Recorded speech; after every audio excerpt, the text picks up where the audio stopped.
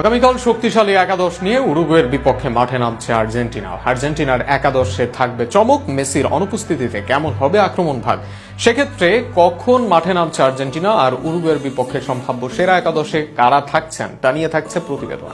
বিশেষ করে বড় পরিবর্তন আসবে অ্যাটাকিং এ, কেননা নেই লিওনেল মেসি। উরুগুয়ের বিপক্ষে আর্জেন্টিনার শুরুর একাদশে গোলরক্ষক হিসেবে থাকবেন এমিলিয়ানো মার্টিনেজ। কিছুটা ইনজুরিতে থাকলেও বর্তমানে বেশ সুস্থই আছেন তিনি, তবে কিছুটা শঙ্কা আছে ডিফেন্স লাইন আপে, কেননা ইনজুরিতে ছিলেন ক্রিস্টিয়ান রোমেরো। তবে ঠিকই সুস্থ হয়ে তিনি থাকছেন একাদশে। রোমেরোর সঙ্গে অন্য অভিজ্ঞ সেন্টার ব্যাক নিকোলাস ওটামেন্ডি থাকবেন উরুগুয়ের বিপক্ষে ডিফেন্সের মূল দায়িত্বে। ফুলব্যাক পজিশনে লেফট ব্যাকে থাকবেন নিকোলাস টেগলেফিকো, আর রাইট ব্যাকে সুযোগ পাবেন অ্যাটলেটিকো মাদ্রিদের মলিনা। মন্ট্রিয়াল বাদ পড়ায় ফুলব্যাক ডুও হিসেবে দেখা যাবে টেগলেফিকো ও মলিনাকে।